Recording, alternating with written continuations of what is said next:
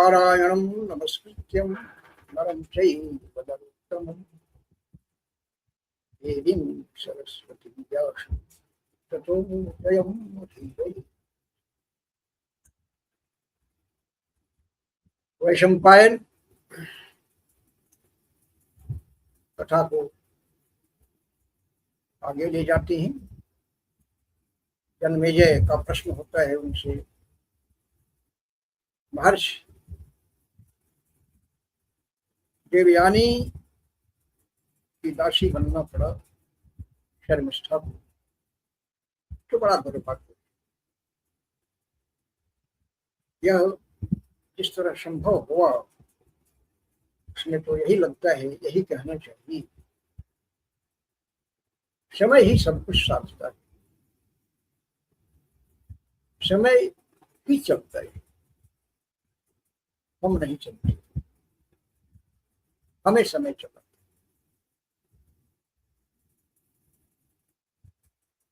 इस बात को सुनकर हम लोगों को, और हम लोग ये कहते भी हैं, कभी कभी लगता है कि मनुष्य परिस्थितियों का दास है, यह समय इसके सर पर चढ़ कर बोलता है। परिस्थितियों का दास तो स्वीकारने में मुझे समझ,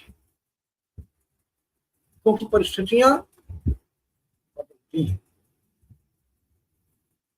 यही आशा अटक्यो रहो,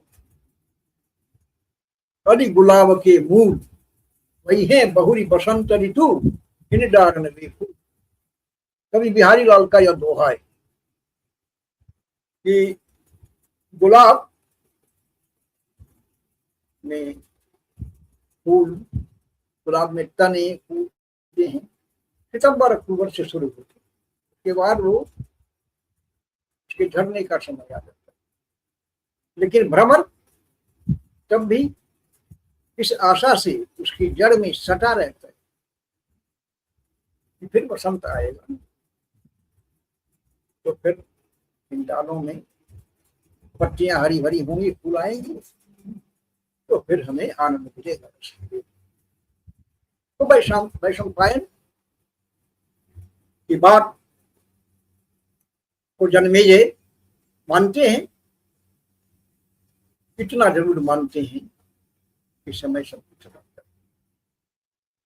और भारतकार भी इसी ध्वनि में अपना स्वर दिलाते। शर्मिष्ठा राजकुमारी है, दानवराज विश्वकर्मा की पुत्री है, और शर्मिष्ठा के त्याग बलिदान के कारण उसे दासी बनना पड़ता है। अब वो शर्मिष्ठा की सहचरी सखी जो भी है, दासी भी है। शर्मिष्ठा लेकर उसके साथ वन विहार करती है, अनेक सहेलियां साथ होती हैं, तपोवनों में, घने वनों में, नदियों के किनारे, नदी के किनारे घूमती है, कहिए अपनी सेना लेकर, सहेलियों की सेना लेकर। जिस वन के प्रांतर में ये सब घूम रही हैं, कोई बैठी हुई हैं, कोई घूम रही हैं, उसी वन प्रांतर में आखेट करती हुई नहुषपुत्र हस्तिनापुर के स्वामी ययाति का प्रवेश होता है। ययाति की दृष्टि इस सुंदरता के समूह पर पड़ती है। आश्चर्य होता है, सुंदरियों का एक साथ इतना समय, इतने भव्य दर्शन, तो अनुपमेय है। उनके निकट चलना चाहिए, इनका परिचय प्राप्त करना चाहिए। ये सब है कौन? ययाति जाते हैं और पूछते, शर्मिष्ठा और देवयानी बैठी हुई है साथ, सहेलियों से घिरी हुई। राती पूछते हैं कि भाई आप लोग कौन हैं? मैं आश्चर्य, सुंदरता का इतना भव्य दृश्य, ज्योति का ऐसा विकीर्ण भाव, जैसे पूरा जहां आप लोग बैठी हैं वहां से, जहां आप बैठी हैं केवल वही भूमि नहीं वरन पूरा वन प्रांतर प्रकाशित है। आकाश में जैसे अनेक तारों का समूह और उससे चंद्रमा और रोहिणी घिरी घिरी हुई हूं, वैसे आप दोनों जो बैठी हुई हैं, लगता है कि लक्ष्मी और सरस्वती ही बैठी हुई, परिचित कौन? देवयानी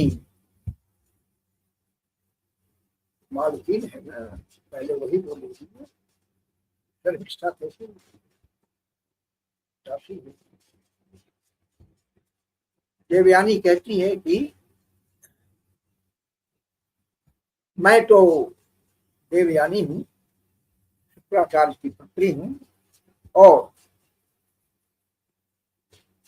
मेरे साथ जो बैठी हुई है वह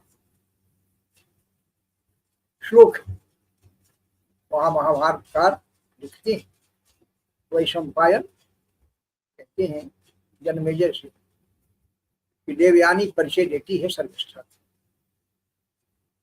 क्या परिचय? ऐसा भी कहीं परिचय होता है? विरोधाभासी परिचय, इसमें विरोध दिखाई पड़े, विरोध हो नहीं लेकिन विरोध दिखाई पड़े, इसे विरोधाभास अलंकार साहित्य। देवयानी कहती है इयम चमे, ये इयम चमे सखी दासी, यह जो है वह मेरी सखी भी है और दासी भी है ना। ये विरोधाभास, सखी होगी वो दासी कैसे होगी, और वो दासी होगी वो सखी कैसे होगी? लेकिन बड़े गर्व से देवयानी कहती है यम च मे सखी दासी यत्र हम तत्रगामिनी, कर उठा करके, यम च मे सखी दासी यत्र हम तत्रगामिनी दुहिता दानवेन्द्रस्य शर्मिष्ठा विषपर्वणः। दुहिता दानवेन्द्रस्य, फिर एक विरोधाभास, यह मेरी सखी है, दासी भी है, मैं जहां जाऊंगी वहां ये भी जाएगी, समझ लीजिए। जन्म भर की ये जब तक मैं रहूंगी संसार में तब तक मेरी दासी, यत्र हम तत्र गामिनी, मैं जहां भी जाऊंगी, मेरा विवाह होगा वहां भी जाऊंगी, वहां भी आएगी मेरे साथ। भविष्य भी देख लेती है। यम में सखी दासी यत्र हम तत्र गामिनी दुहिता दानवेन्द्रस्य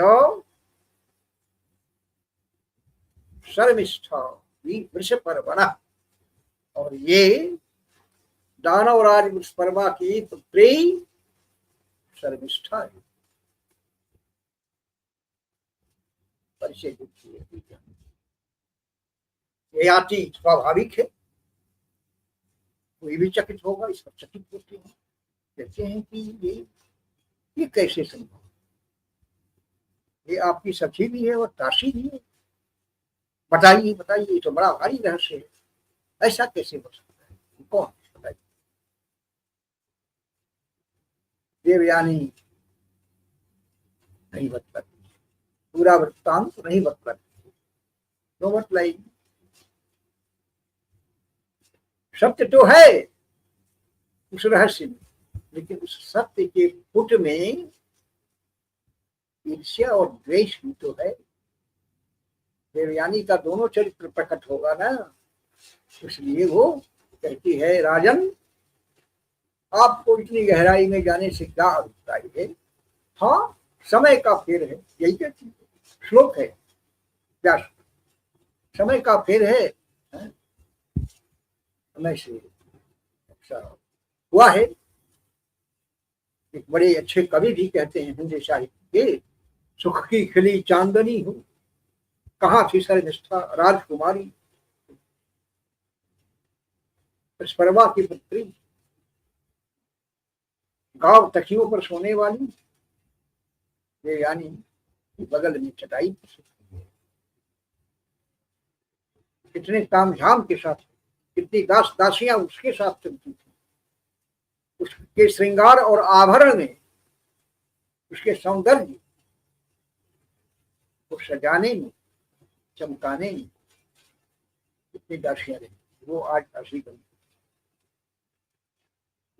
तो देवयानी कहती है कि उस रहस्य में राजन जाने की आवश्यकता नहीं है, परिचय मैंने आपको दे दिया है, इतने से आप संतोष कर सकते हैं।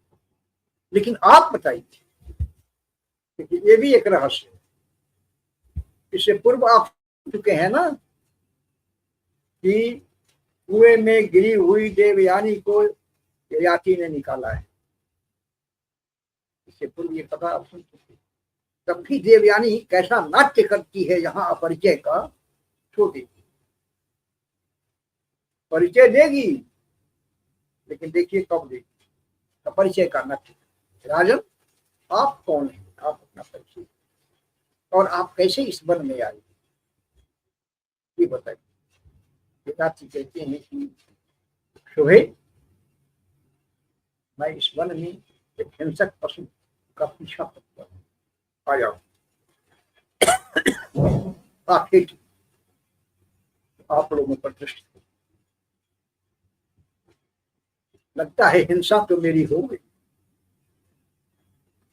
है ना, लगता तो हिंसा तो मेरी हो गई, हिंसक का पीछा करके आया था, मेरी हिंसा हो गई। आप लोगों को देखा, मैं सौंदर्य लिप्त हूँ, मैं आकर्षण लिप्त हूँ, आप लोगों को देखा और चला आया, और तब आवश्यकता हुई परिचय। मैं नहुष पुत्र ययाति हूँ, हस्तिनापुर का स्वामी सम्राट। अब देवयानी को देखिए कितनी चंचल है, तब तो क्षत्रिय है और मैं ब्राह्मण हूँ, शुक्राचार्य। तो मेरा अनुरोध है, मैं भी आपका व्यक्तित्व, आपका स्वरूप, आपकी मधुर वाणी, ओजस्वी कीर्तिकारी वाणी सुनकर मैं भी आप पर रीझ गई।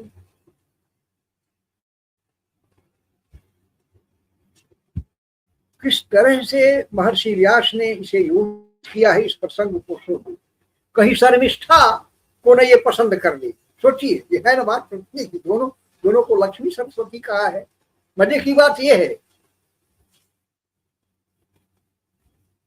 कि ये आरती कहते हैं कि जैसे लक्ष्मी सरस्वती की जोड़ी हो, लक्ष्मी देवयानी जी है और सरस्वती शर्मिष्ठा है। वस्तुतः सरस्वती है शर्मिष्ठा, इसमें कहीं दो मत नहीं। बुद्धि और गुण की आगरी तो वो है, विचार की वाहिनी है शर्मिष्ठा। अर्थ भी यही होता है ना। देवयानी का अर्थ क्या है, जो घमंड के सिर पर चढ़ी हुई।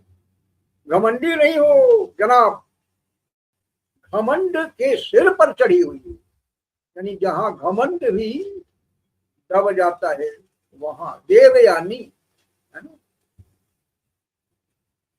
देवता ही जिसके यान हो, क्या बात है, जो देवताओं पर सवारी करती है, या फिर जो देवताओं का आवाहन करती है। देवया यानी देवया ही, जो देवताओं का आवाहन करती हो, या कहिए देवताओं के सर पर जो करती हो, वो ही भाई देवयानी। तो इसका नाम कितना सुंदर। व्यास की योजना भी अद्भुत, उनकी कल्पना की विस्तरण पर, उनकी अभिव्यक्ति पद्धति, उनकी कहने का ढंग, उनकी नाट्यवाणी, शर्मिष्ठा नाम और देवयानी ये भी तो उन्हीं का चयन है। शर्मिष्ठा का क्या अर्थ है? देवयानी का अर्थ तो आपने सुना। शर्म का अर्थ लज्जा होता है, लेकिन शर्म जो है वो उर्दू का शब्द है। ये शर्म आती है, ये शर्म, इसका अर्थ लज्जा मानते हैं हम, वो उर्दू शब्द। संस्कृत में भी शर्म है ना, शर्मिष्ठा, शर्मिष्ठा। जिसका इष्ट, शर्म का अर्थ होता है दया संस्कृत में, करुणा। शर्मा ब्राह्मण की उपाधि होती थी पुराणों, वर्मा क्षत्रिय की उपाधि होती थी, गुप्त वैश्यों की उपाधि होती थी, दास सेवकों की उपाधि। तो शर्मिष्ठा कहा देवयानी, कोई बात है, इसके भीतर करुणा भरी है, जिसको दया ही इष्ट हो, या दया में ही जो प्रतिष्ठित हो, वो है शर्मिष्ठा। तो नाम का प्रभाव होता ही प्राचीन कर देवयानी और शर्मिष्ठा की जोड़ी जलाई है भगवान व्यास ने। तो देवयानी कहती है ययाति से, मैं आप पर रीछ की, आप मुझसे विवाह। ययाति फिर चौंकते हैं, कहती अरे आपने अभी अभी कहा कि आप ब्राह्मण हैं और मैं क्षत्रिय हूँ, क्षत्रिय कैसे ब्राह्मण से विवाह करेगा? तो बड़ा अधर्म होगा, मैं राजा हूँ, विचारूंगा ना इस पर, ऐसा कैसे हो सकता है? ये तो अधर्म हो, अनाचार हो। देवयानी तर्कपटु तो है ही, और तर्क कैसा तो तर्क, यही है व्यास की वाणी की योजना। कहती है कि अरे ब्राह्मण और क्षत्रिय ये दोनों वर्ण जो हैं सो लगभग प्रायः एक है। आप सोचिए रक्षक नहीं हो तो उस जीव का सही भक्षण करेंगे। आप ब्राह्मणों के प्राता हैं, रक्षक हैं, इसलिए इसमें कोई अधर्म नहीं। फिर ययाति कहता है कि भाई तो मैं आपसे विवाह कैसे करूंगा? आपके पिता शुक्राचार्य हैं, वो मुझे कहीं शापित कर दो क्रुद्ध होकर के। ऐसा बोलती देवयानी कहती है, देखिए आगे बढ़कर, हाँ आज का युग महाभारत में घटित है मित्रों। आगे बढ़कर बोलती है, पिता नहीं है, विवाह का प्रस्ताव करती है। और जब ययाति कहते हैं कि अनाचार होगा तो नहीं, मैं अपने पिता को बुलाती हूँ, पिता को बुलाती हूँ, मैं बुलाती हूँ यहाँ यही। ये है देवयानी, पिता पर शासन करती है ना, ये है तब ना बेचारी शर्मिष्ठा दासी हुई है। मैं अभी पिता को बुलाती हूँ और उनकी अनुमति से ही विवाह होगा। वहां से दासी को भेजती है देवयानी। शुक्राचार्य आ भी जाते हैं, फिर ययाति को देखते हैं कि राजन तुम यहाँ, कहता कि प्रभु मैं तो ऐसे ऐसे यहाँ प्रस्तुत हुआ हूँ आकस्मिक रूप से। तो देवयानी आगे बढ़कर बोलती है कि पिता ये राजा आपने देखा ही, पहचाना ही, ययाति हैं, और इन्होंने अब यहाँ ययाति का परिचय वह देती है कि किस घटना से वो ययाति से उसने विवाह का प्रस्ताव किया, किस घटना के कारण, ये देखिए। चतुराई देख रहे हैं ना, वहां वहां कहीं कुछ नहीं, इससे पहले तो नहीं कहती है ये बात, लेकिन अब पिता जब आ गए हैं तो कहती है कि अब तो छुपाने से कल्याण नहीं होगा, सत्य कहना होगा। क्योंकि पिता, जब मैं संकट में थी तो इन्होंने मेरा हाथ पकड़ा था, याद होगा आपको, हाथ पकड़ कर यात्री से निकाला, इन्होंने मेरा हाथ पकड़ा था, एक तरह से वो पानी ग्रहण ही हुआ ना। तो मैं इनसे विवाह करना चाहता हूँ, और क्या करेंगे आप ही सोचिए कि करेंगे क्या। आज ही कोई पिता इस स्थिति में आए, और आता ही है, आता ही पुत्र की तरफ से या पुत्री की तरफ से, तो क्या करता है, क्या करेंगे। कुछ मजबूरन, मन से तो कुछ नहीं, मन से तो स्वीकार करता नहीं है पिता, लेकिन कुछ मजबूरन, कुछ मसलहतन, है ना से, कुछ मजबूरन कुछ मसलहतन कातिल को मसीहा कहते है। तो वो भीतर से कातिल, पिता नहीं चाहता है कि यह हो विवाह, या नहीं, ये कार्य नहीं हो, लेकिन मंजूर कर लेता है, मसीहा बन जाता है पिता प्रिय। वो शुक्राचार्य ही मसीहा बन जाता।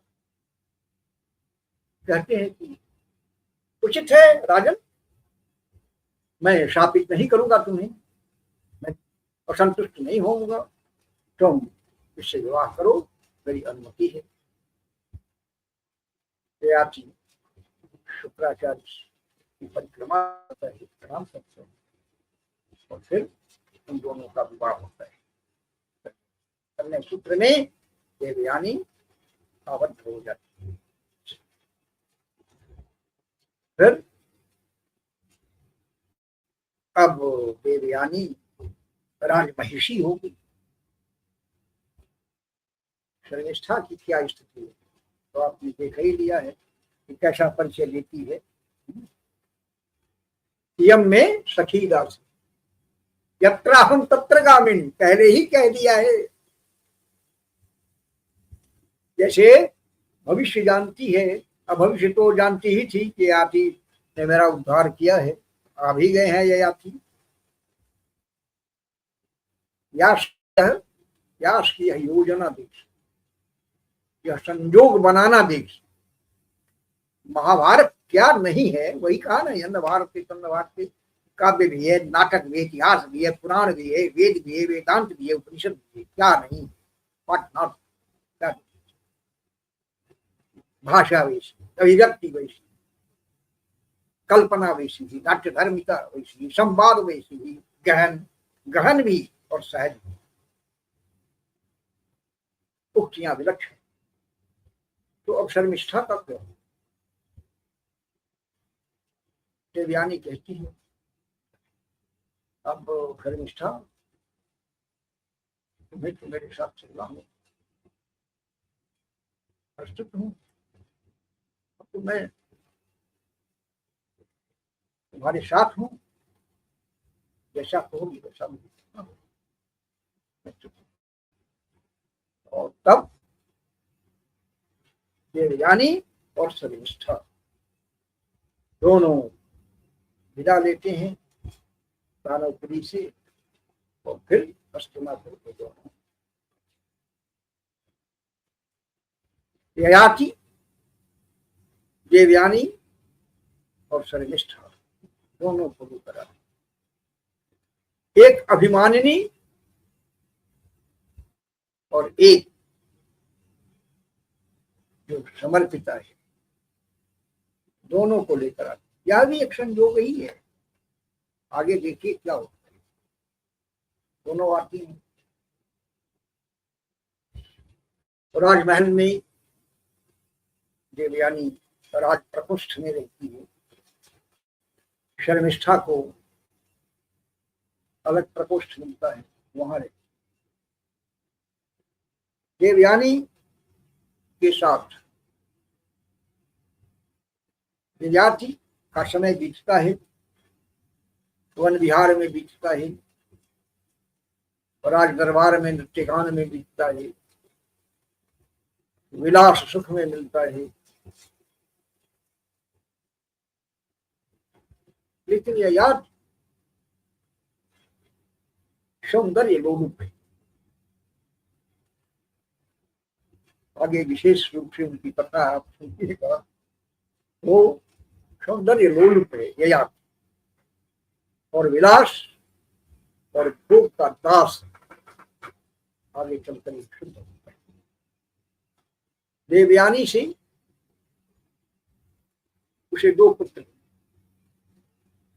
उत्पन्न, यदु और उत्कर्वश।